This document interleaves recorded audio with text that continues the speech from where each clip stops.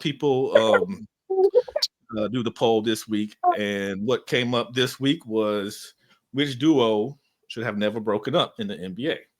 Ooh. So that is our question. Like you said, for this, no, we don't have to deep dive. You don't have to give numbers and percentages and none of that. It's just whatever's off the top of your head.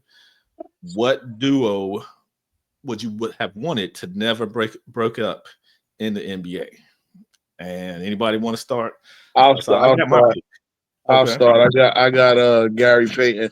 It's funny. Let me. Yeah, I'll go to the Sonics and OKC Thunder lore. Gary Payton and Sean Kemp. We all know kind of what happened here. Sean Kemp got this is back in the 90s. In the 90s, where the money was not crazy, where it just started to blow up. I mean, you're talking about an era where a $3 or $4 million contract was a big deal. Now that's that's That's league rookie scale. minimum money. Yeah, that's veteran minimum money now. And the situation was that Kemp was locked into a long-term contract, and they gave a guy like Joe McIlvaine, the infamous Joe McIlvaine, who had a nice 1 point and 1 rebound year in Washington, and they wound up giving him more money than Sean Kemp was making, but Sean Kemp was locked into a deal. Scottie Pippen was the only guy beefing about his contract back then. Mhm. And Sean Kemp pretty much after that he became a lazy guy, and then he became FF. They said I saw what's her name, the old Lyft girl on. She said the F word, right? The F people word, right? So he became an FF. He became a fat guy. Put it that way. And that was it. And I mean, next thing you know, he was traded for Ben Baker. Went to Milwaukee, wound up in Orlando, and all that. I mean, just was a shell of himself. But I wanted to see how far that duo can go, because '96 got to the finals. They almost, they gave. Well, they didn't say they almost won. They were down 3-0, but they gave Jordan and them a big, a big kind of scare, almost taking at the game 7. And they should have been able to, again, they tried to get a center, and they gave Joe McIlvaine, for whatever reason, that big contract. And that pretty much sparked a lot of jealousy. So and then you would kind of go to the Russell Westbrook and Kevin Durant thing back, go another 20 something years after that. And obviously, again, you had a situation where the money started getting crazy because of the big cap expansion of 2016 with the new TV deal, and Kevin Durant took a perfect opportunity to go to Golden State. But again, I mean, I like to say, man, look, the 4 years they were together, both healthy, they made it to the conference finals every year, and they made it to the finals a year earlier than expected. They beat Big Nines and Spurs, and again they ran I'm into the Spurs to the guy. Heat. Yeah. Oh Yeah. yeah, both of y'all both Spurs fans. So He Lakers. He Lakers. he's Lakers. Oh, you the Spurs guy. Okay. Big Nine. Yeah. Oh, he brought his boy in and was a Spurs fan. Yeah. Yeah. Yeah, Yeah. But yeah. yeah. But yeah, I mean, that duo could have went a lot further. Also, again, a lot of people don't realize they traded Harden before Harden even got a chance to become a superstar himself. Yeah, those are two. But I think Russell Westbrook and Kevin Durant. I think honestly, I don't think they've really appreciated each other, because Russ, while he can go nut, he's also that guy that just don't give a crap and can go off when you need him to. When he can take it when you need him to. But then Kevin Durant sometimes a little passive. So I think they were each other's yin to the yang, but I don't think they wound up appreciating what each other brought to the table. But together they made some beautiful music. So those are the two. Again, being it was the same franchise historically, that's why I kind of went there. Okay. Big I'll Nine. Who just you got? I got two that comes to mind. The first one I won't speak too much on, but obviously I know you guys know this better than I do. But Shaq and Penny, always a big one. I mean, again, Mhm. Shaq and Kobe, that's always the biggest what if. That's the Yeah. that's the easy one. But I'm gonna spend more time on LeBron and Kyrie. I think Okay. all those finals runs, because they went what 4 straight, They four or went five three. straight. Three, because Kyrie wasn't there for the last finals run. Oh, that's right. Now LeBron went by himself in the fourth one. Okay, yeah. So well, he went with Kevin Love.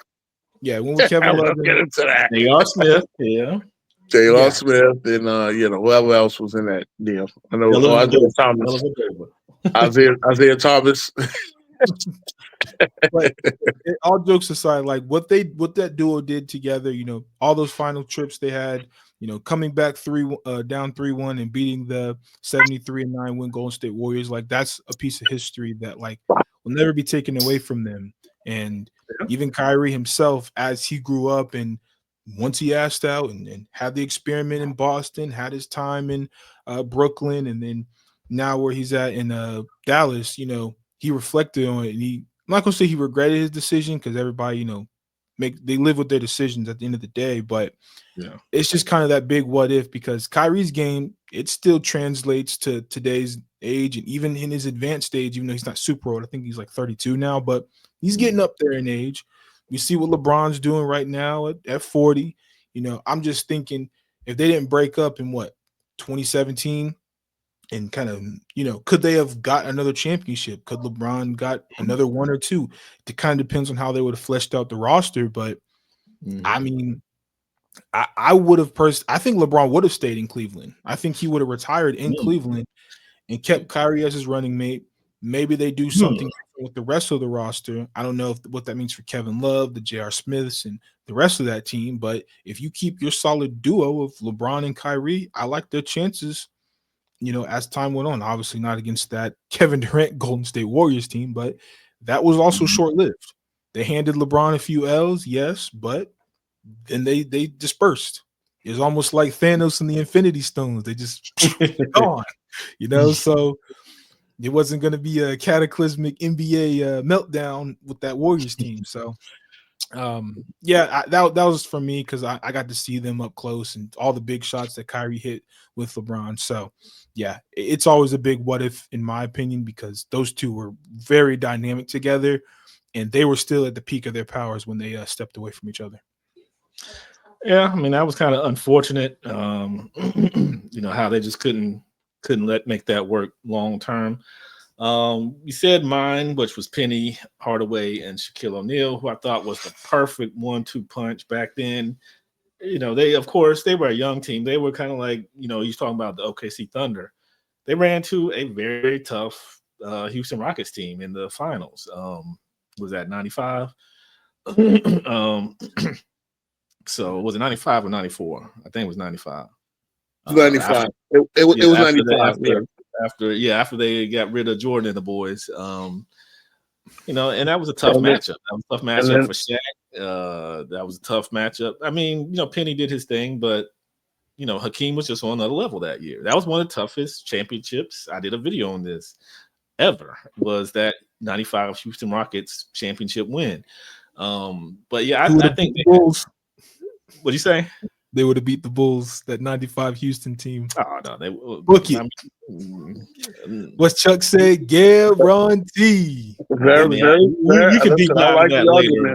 I mean, it could. That's very true. They could have because, that Bulls team was tired of beating everybody. So, got to let somebody else win something. But yeah, I'm trying to understand how Luke Longley guards Hakeem Olajuwon. Barbecue. Jack would say barbecue chicken. I mean, barbecue. We get Dennis. I mean, we would have got Dennis a little early, but so since I said that one, another one that I back in my time was Stephon Marbury and Kevin Garnett. That's a good one. They were two guys that because me and my friend, that's what we called each other on the blacktop. I was Kevin Garnett. He was Stephon Marbury. So they were big time. They were big time guys. I thought if Marbury had stayed, I don't know if they had won anything, but I think they worked so well together, in my opinion, that they could have really, gone to another level. It was tough back then because, of course, you had Shaq and Kobe and had those Spurs teams. So it was going to be a tough time for those Timberwolves anyway. But I just think if they had stayed the course a little longer, they might have gotten the pieces to really to get to that next level. But I thought they kind of ended that duo kind of early. But that's I just love their game because I felt like just like Penny and Shaq, I just felt that they were like a yin and yang, and they could have really and they played off of each other very well. And they could have, I think they could have, I don't know if they could win a championship, but I think they could have at least got to a conference finals. I don't know. The West was way too tough back then, but I just hated that they ended that duo so early. Yeah, they had AAU chemistry back from high school, man. They knew of each other. They were the same McDonald's All American class, right? Obviously KG went straight 1 year. Steph was the one, and he went straight out of high school. Steph was the one and done, and they wound up on the same team. I thought, they got pieces like Anthony Peeler, Malik Sealy. They got some sitters next to KD. I think they would have. I think KG. I mean. I think they would have done some damage. At least got to a couple conference finals. Yeah, that would have been in that mix. Back then was unless they just got very lucky. But look, Steph used to openly call it Minnesota, and he was pretty much homesick, so he forced his way. The Knicks weren't in a position to trade for him. He was a Knicks fan more than but he settled on coming to New Jersey because he wanted to hang out in Coney Island, eat some Nathan's, man. And he messed up a good thing, I thought. But yeah, he wanted to be back on the block. I mean, I'm a Brooklyn boy too. I got a little homesick my little time in the service, so. That's how it goes. But he grew up in, next thing you know, he wound up in Phoenix and then back to New York. So I mean, what you want to be home or you want a championship ring? You gotta weigh your options. No, you're right about that. I don't think he was thinking about that. I don't think he was thinking like that. I thought he was good enough to bring one to New Jersey or something like that. But no, it wasn't happening. No, not that team. But with that said, we're going to wrap it up for tonight. Thank you guys for watching, listening. If you're come here once we put it up on Spotify. Thank you guys. We saw a jump in our audio only listen. So thank you guys. If you want to listen to us while you're working out or on the road to work or wherever, coming home from work, please continue to listen to us and help us out. Please follow us on those social media platforms. Also, thank you guys here on YouTube for liking and subscribing to the channel. 5 away from that 200 sub goal. So if you hear this, I'll get you there. I'll get you there, bro. Oh, I also want to announce that the 10 Toes Down podcast is we're doing a little pilot on this Thursday. So Big Nige was talking about something about basically when we said about that last finals run with Cleveland. One of the topics that I want to get into is what do you consider superstar help? Like, I know we talk about the help word, right? This guy didn't have enough help, so we're gonna get into that. What defines superstar help? And we'll look back historically, things like that. And again, who is especially considering this trade going on right now. I mean, the trade that just happened. Well, is Luka LeBron's help or LeBron Luka's help? So we're gonna get into that. What do you consider? Yeah, what do you consider help? Like, what is do you need 5 all-stars around you, or do you need good solid players and solid role players and stuff like that? So we're gonna get into that. Me and my guys, we're gonna talk about that and a few other topics. So just be on the lookout for that. And man, I'm trying to get that podcast going, man.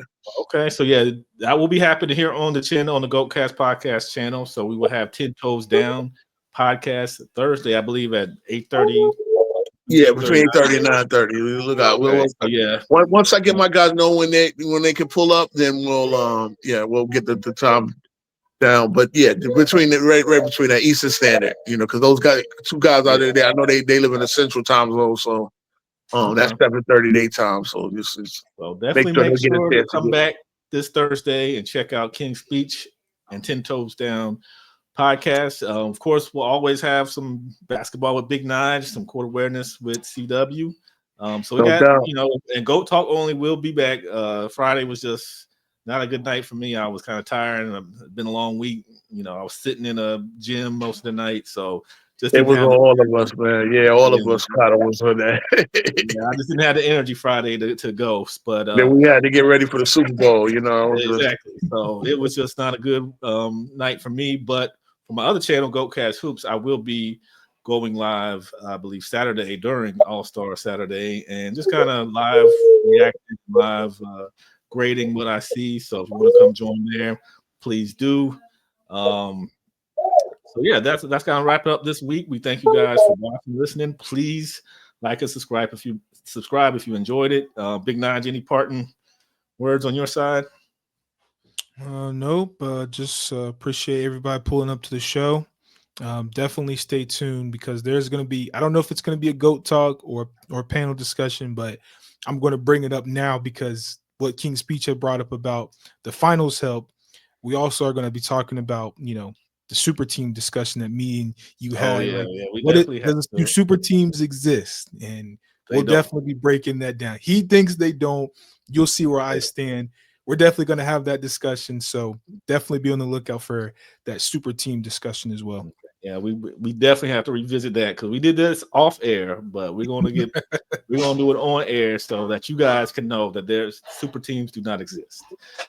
So with that said, we are gonna finish out tonight and hope you guys join us Thursday for King's Speech and 10 Toes Down, the 10 Toes Down podcast. So appreciate you guys and be back very soon.